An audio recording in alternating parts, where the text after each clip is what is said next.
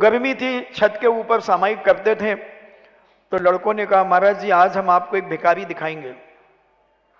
मैंने क्या बात करते? बोले हाँ अभी आप इसी छत पे सामायिक कर लो, वो अभी 8:30 बजे निकलेगा। और जब उन्होंने कहा तो बहुत लाइट लगी थी वहां, तो बोले देखो महाराज जी वो भिखारी जा रहा। मैंने कहा भिखारी? बोले हाँ महाराज जी।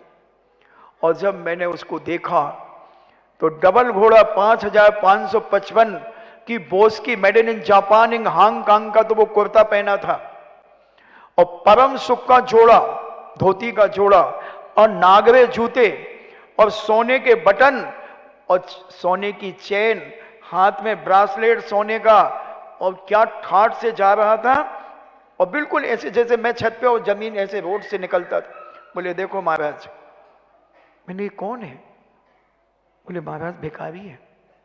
मैंने भिखारी है? बोले हाँ। मैंने क्या करता है? बोले कुछ नहीं करता, इसके घर में 5 लोग हैं और ये 5 चौराहों पे खड़े रहते हैं, हाथ में नैपकिन ले लेते हैं, और जो गाड़ी रुकती है उस गाड़ी का कांच साफ कर देते हैं। कोई 2 रुपए, कोई 5 रुपए, कोई 10 रुपए देता है। एक दिन में ये 800-900 रुपए कमाता है एक आदमी। 5 आदमी इनके 4,500-5 हजार रुपए रोज इनके घर में आते हैं।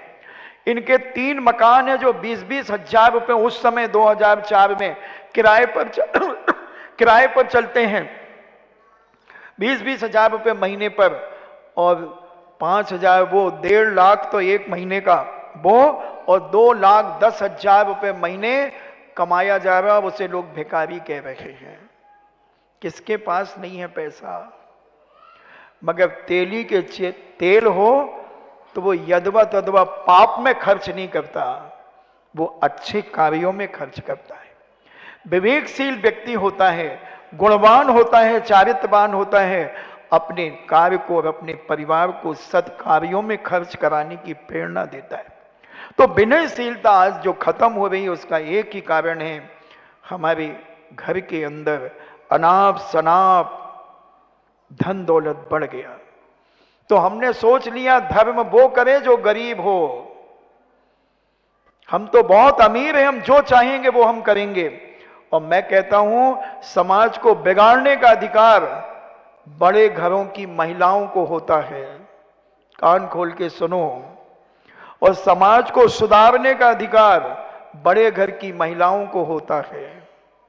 अगर बड़े घर की महिलाएं अपने जीवन में आदर्श प्रस्तुत करें, अपने उठने बैठने के तरीके, खाने पीने की चीजें, पहनने ओढ़ने का तरीका, सब कुछ अगर उनका शालीनता पूर्वक है, तो उन्हें देखकर जो कम अमीर हैं वो महिलाएं अपने आप सुधरती चली जाएंगी।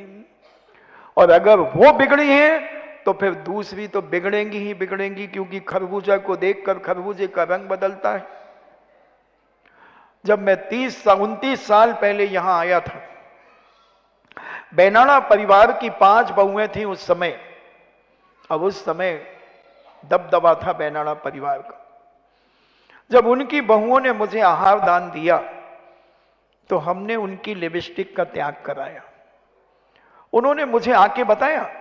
फिर वो एक किसी शादी में गई तो वहां 65 महिलाएं लिपि पुती थी। लिपि पुती जानते हैं? दिवाली में जैसे अपन अपना मकान लीपते पोतते हैं ना, तो ऐसी आजकल महिलाएं भी लिपि पुती होती हैं। वो यहाँ गुलाबी गुलाबी चुपड़ लेती हैं, यहाँ आंखों के यहाँ पे एक वो कबूतरी कलर भी कहाँ लगाती मुझे पता नहीं, एक वो भस्में भी लगाती आंखों के पलकों पर, चमकीला चमकीला, ऐसी भूतनी सी बनती हैं। उनको देख करके तो मैं कहता हूं सज्जन आदमी जरूर डर जाएगा। दुर्जन नहीं डरेगा मगर सज्जन डर जाएगा। ऐसी चुपड़ करके ऐसी लिपि पुती आएंगी। तो उस समय जब उन्होंने मुझे बताया कि महाराज जी जब हम लोग गए एक शादी में तो 65 महिलाएं उस शादी में थीं, और जैसे ही हम लोग अपनी गाड़ी से उतरे तो वो 65 महिलाएं हमारी आगवानी के लिए आईं, लेने के लिए। तो जब उन्होंने हमें देखा तो एकदम वो घबरा गई। उन्होंने रूमाल निकाल करके पहले अपनी लिपस्टिक पोंछी, फिर हम लोगों से हाथ मिलाया और हम लोगों को अंदर ले गई। मैंने कहा आपने 65 लोगों को सुधार दिया। आपके खाते में 65 लोगों को मांस खाने का जो पाप था वो आपके खाते में पुण्य में परिवर्तित हो गया और आपने उनको समझा करके त्याग करा दिया। 29 साल पुरानी बात बता रहा हूं बंधु। सोचें जरा कि जब हमें प्रकृति से, पुण्य से इतना पावर मिला है कि समाज की माताएं बहनें हमारे प्रभाव से संस्कारित हो सकती हैं, मगर हम दुर्भागे, हम स्वयं जब भ्रष्ट हो रहे हैं तो हम क्या संस्कारित करेंगे? हम क्या किसको संस्कारित करेंगे? हमें सोचना पड़ेगा। आज नहीं तो कल, आज नहीं तो कल ये विकृति जब होगी, जब ब्रेस्ट कैंसर होगा, तब यही चरणों में आना पड़ेगा, रोते चीखते चिल्लाते। उस समय तुम्हें कोई सहायता नहीं मिलेगी।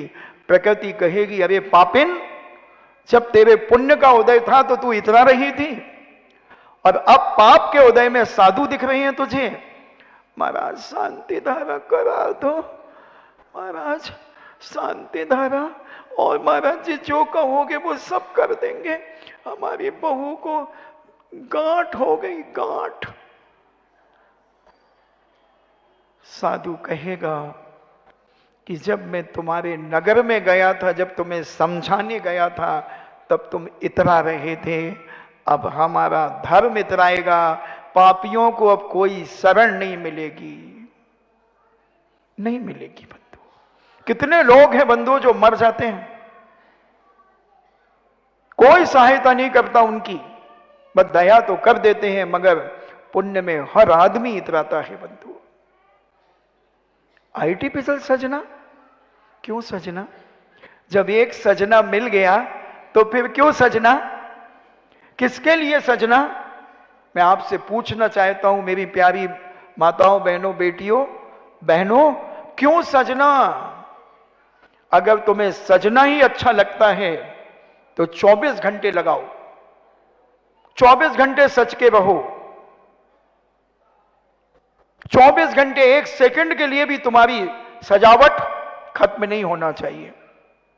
और अगर खत्म होती है तो मेरा साइकोलॉजी पॉइंट कहता है, नियम से तुम किसी को आकर्षित करने के लिए बाहर निकलती हो सज धज करके। किसके लिए निकलती हो सज धज के? जब एक सजना तुम्हें मिल गया है, बाहर क्या इंटेंशन है तुम्हारा? किसको दिखाना चाहती हो? मैं पूछना चाहता हूं, अगर आप अपने लिए सजते हैं तो 24 घंटे क्यों नहीं सजते? और दूसरों को सजना यानी आपके अंदर रागान्वित करने के लिए आप ये सारे खटकर्म करते हैं। दूसरों को दिखाने के लिए आप पाप करते हैं, दूसरों को दिखाने के लिए मांस खाते हैं, यदवा तदवा चीजें आप करते हैं। आज क्या हो रहा है शादियों के अंदर? क्योंकि मेरा सिद्धांत सुन लेना, सच कहना, खुश रहना, ना राहु का लेना और ना केतु का देना, ये सूत्र याद कर लेना। अब आएंगी वो, शॉल तो घर से लेके चलेंगी और ऐसे हाथ पर डला रहेगा शॉल, और टेंट लगा रहेगा बिल्कुल वो पतला वाइट, उसमें ये सब चमकीले फमकीले लगे रहेंगे, और एक हाथ में होगी आइसक्रीम, और दूसरे पुरुषों से, आज हो ही जाने दो खुला खुला, दूसरे पुरुषों से दूसरों की धर्म पत्नियां क्या ठिठोलियां करती हैं। उनके पति दूसरी महिलाओं से, इनके पति दूसरी महिलाओं से गुट बने रहते हैं, 4 4 6 6 8 8 के, और आइसक्रीम खा रही हैं। और कई बार हाथ से हाथ भी, इसमें आइसक्रीम लेकर के एक हाथ भी यूं मार दिया जाता है। किसको? पर पुरुष को। समझना जरा, दुष्चरित्रता की सीमा होती है। खुले बाजार में, यानी खुले पंडाल में ये पाप चल रहे हैं। हमारे जैनाचार्यों ने लिखा, कई प्रकार की वासना होती हैं। किसी को रूप देख करके अपनी वासना की तृप्ति हो जाती है, कोई बोल करके अपनी वासना की तृप्ति कर लेता है, कोई गीत सुनकर के वासना की तृप्ति कर लेता है। आप तत्वासूत पढ़ें, पूज्य उमा स्वामी महाराज ने 4थे अध्याय के अंदर देवों की वासना के कारण बताइए, किस प्रकार से अपनी वासनाएं करते हैं। इतना गिर गया समाज, इतना गिर गया। और इधर से पूरी पीठ दिख रही है, पल्ला लटक रहा है, कोई मतलब नहीं है, सिर खुला है। क्या है ये जैन समाज की सभ्यता, ये जैन धर्म का विनय? क्या होगा? सावधान हो जाना। इतना नंगा खुला प्रवचन कोई माई का लाल नहीं दे सकेगा आज तक, न तुमने कभी सुना होगा। अभी तो ये सैंपल है हमारे, सैंपल। टेलर दिखा रहा हूं मैं, अगर इनकी फिल्म दिखा दूं तो 64 आंसू बहाते हुए जाओगे यहां से। सोचें जरा, विचार करें, ये होता है कि नहीं शादियों में जो मैंने बताया। पहले अब पूछो कि महाराज जी आपको कैसे मालूम? पूछो पूछो। मेरी एक आंख और एक कान सारी दुनिया में घूमती है, और चैलेंज है, मैं किसी से कभी कुछ पूछता नहीं हूं। कोई माई का लाल कह दे कि गंभीर सागर ने किसी से कुछ पूछा है, तो वो मुझे सामने आकर के कहे कि मैंने उससे क्या पूछा है।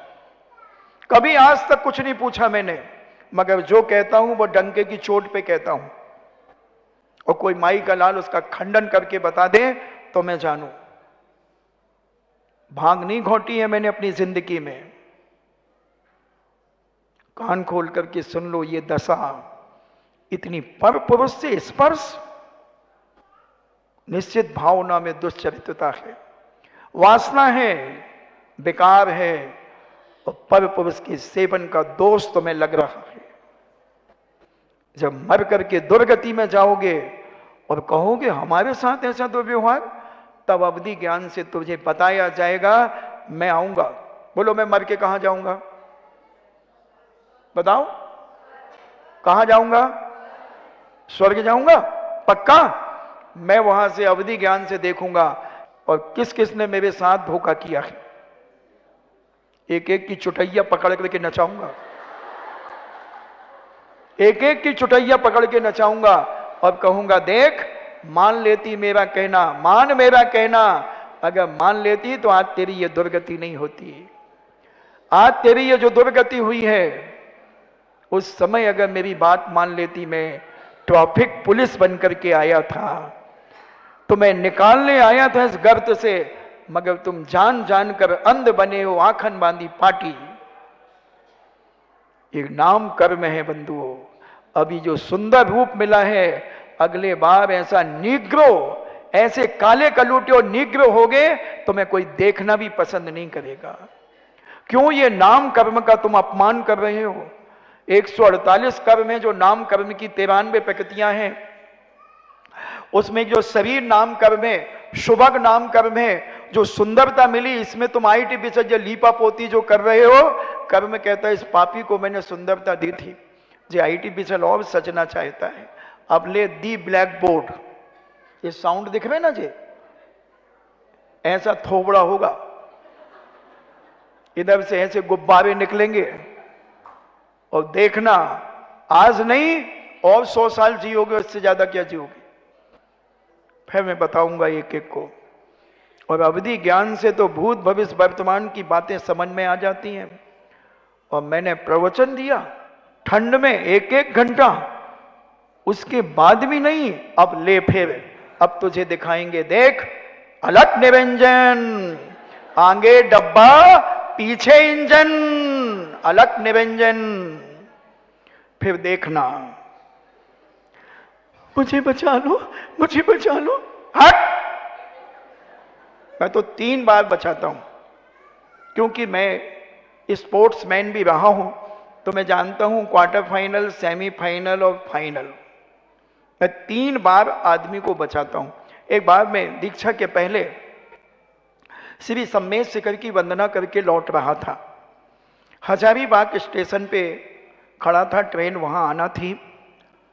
तो एक निकृष्ट लड़का अपने माता पिता को अपशब्द कह रहा था, गालियां बक रहा था, मैं अभी रेल के नीचे कट के मर जाऊंगा, मैं ऐसा कर दूंगा, वैसा कर दूंगा। और बेचारे पिता कह रहे थे, नहीं बेटा ऐसे नहीं, चुप रहे बुढ़े। और जो उसके मुंह में आ रहा था वो बक रहा था।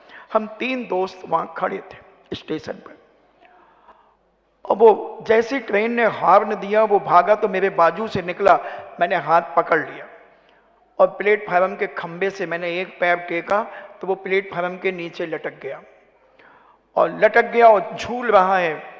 और मैं एक हाथ से उसे पकड़ा हूं। मैंने कहा तेरे बाप भी नहीं छोड़ा सकते एक हाथ से।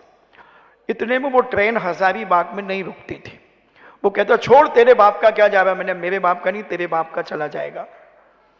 मैंने नहीं छोड़ा। अगर वो मुझे खींच लेता तो मैं एक लात और देता, उसे निकाल देता, मगर वो मुझे नहीं खींच पाया। मैं पकड़े रहा और जब ट्रेन निकल गई मैंने छोड़ दिया। वो दौड़ता गया, उसके फरिश्ते नहीं पकड़ पाए।